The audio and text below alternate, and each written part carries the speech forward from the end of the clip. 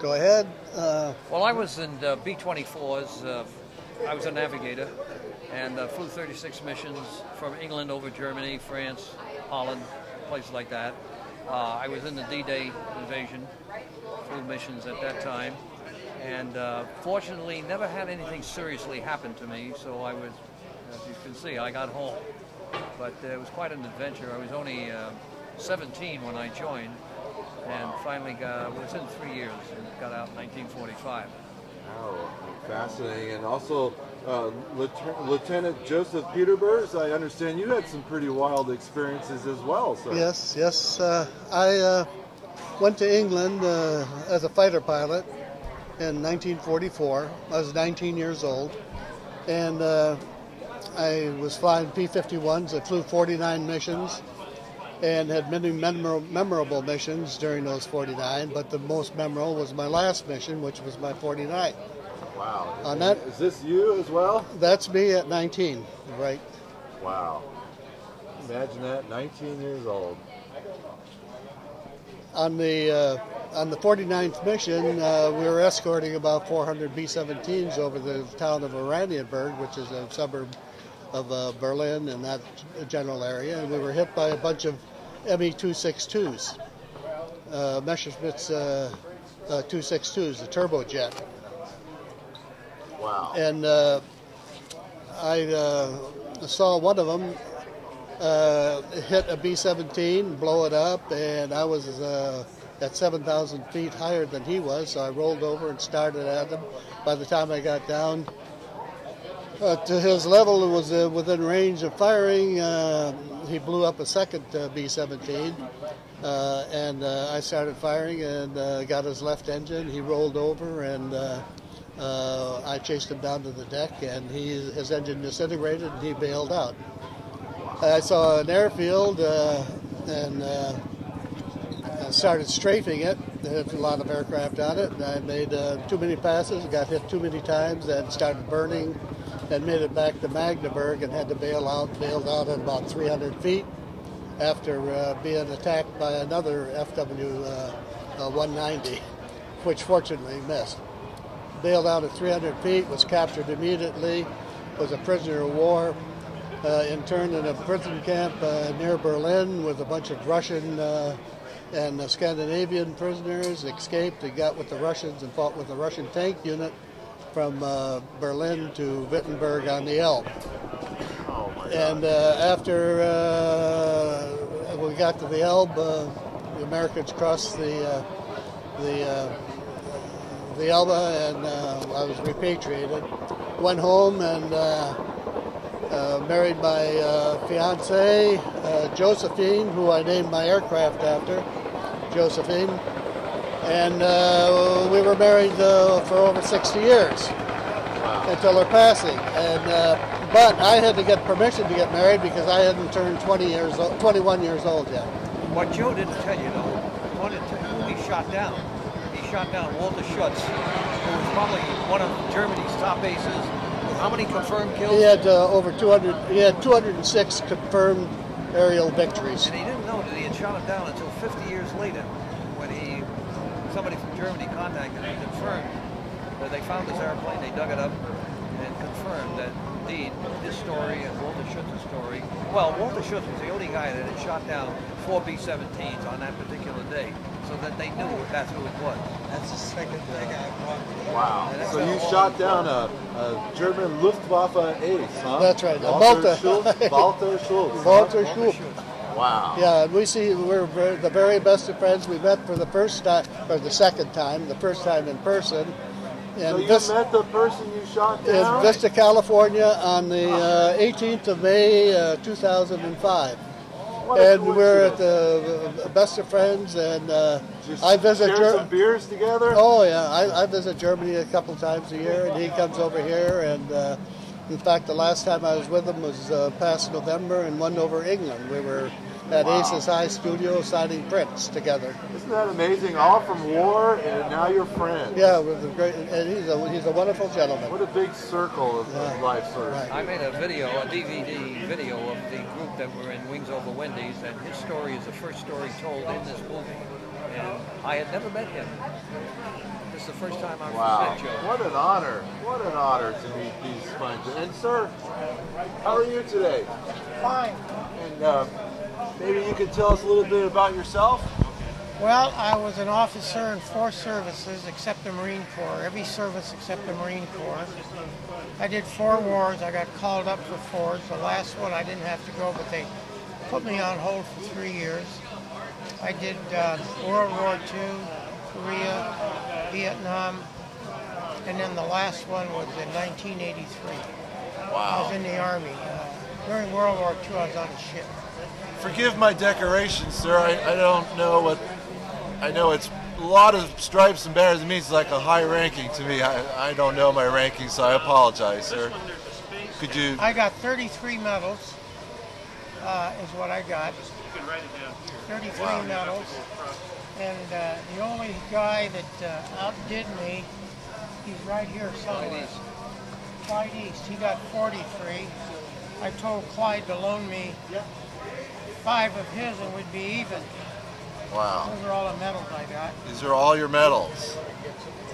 This is what I was Merchant called Marine medals. Navy, I had a Navy Reserve. That's Look up at that here. handsome devil. I was in the Navy, I was in the Coast Guard, I was in the Maritime Service, and the Army was later. United States Army veteran. Captain. Look at all those medals. Very impressive. Wow. So Let Freedom Ring is the theme here today, and we're standing here with these historic gentlemen who fought for our freedoms. We thank you so much for your time and service and great stories. And I'm glad to see you all here at this air show today. Thank you, gentlemen. Thank you for documenting. Hello, this is Victor from KADY. We were here at the air show today and wanted to see, I asked you some questions about the airplane that you flew, and also how did you come about, what age you were when you started off in the war. Okay, I'm Jim Van Voorhees, and I was in the 417th Night Fighter Squadron during World War II, flying out of France into Germany. I was flying the P-61 Black Widow Night Fighter. And what made you pick that plane that you wanted to fly that plane? well, I was graduating from aviation cadets as a single-engine fighter pilot, and they brought a P-61 like this one down to show us what it would do. They needed volunteers for night fighters. And I enjoyed night flying, and it looked interesting, so I volunteered for night fighters. Now, would you consider that plane safe as far as other planes that were in the war? This was probably as safe or safer than most any other airplane. It was a very safe airplane, very maneuverable, and for a large airplane it would do things that were unheard of. And what was the plane made for? It was made to shoot down loaded incoming bombers at night. And we would use radar. Ground control would vector us in on a enemy, on an airplane. We didn't know whether it was friend or foe. And they would get us within a distance where our radar observer in the back of the airplane could pick up the airplane and would get us in within about 1,000 feet, and we could use the exhaust pattern on the other airplane to determine whether it was a friendly airplane or an enemy airplane. If it was an enemy airplane, the radar observer would get the pilot in within about 500 feet, and then we would use the 4 20-millimeter cannons in the bottom of the airplane to shoot down the loaded incoming bombers. Can you show her the position where the machine guns were located? Yeah, the cannons were in the bottom of the airplane coming out, and that's how they loaded the ammunition into the cannons. And you mentioned that this plane would usually have come out at night, right? Yeah, basically it was strictly a night for night use.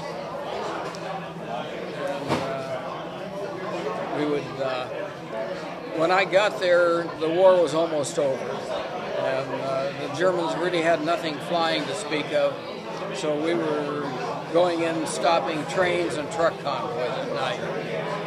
That's about about the only thing we were able to do. But it was a good, safe airplane. Also, the shot ratio. You mentioned some of the as far as when the landing was unsafe more than the shot ratio. Well, there were more of these things crash during landing because the landing gear would collapse rather than being shot down. There were very few of them ever shot down. Not more than a handful of these were ever shot down. So they were a very safe airplane in that regard.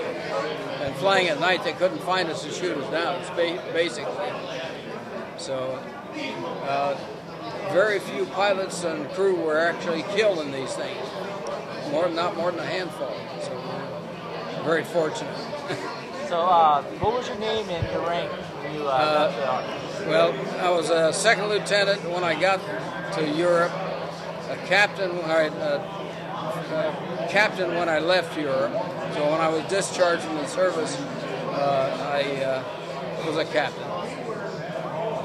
Well, thanks a lot. I appreciate it. I hope you have a good day. Okay, thanks. Hi, this is George with KADYTV.com, still here at Let Freedom Ring exhibit at the 31st Annual Camarillo Wings Over Camarillo Air Show. And I am fortunate enough to be sitting here with an old World War II ace. His name is Lieutenant Colonel Clyde East.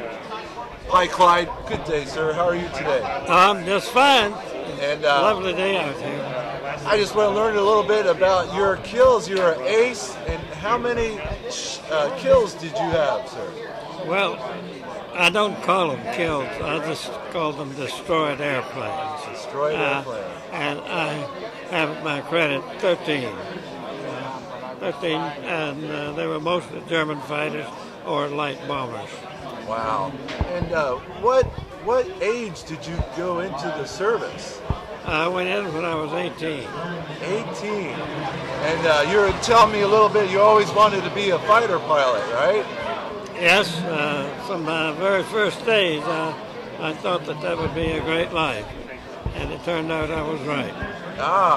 Well, you must have had a great time flying around the sky, seeing things that most people won't see at a young age that kids couldn't even imagine today.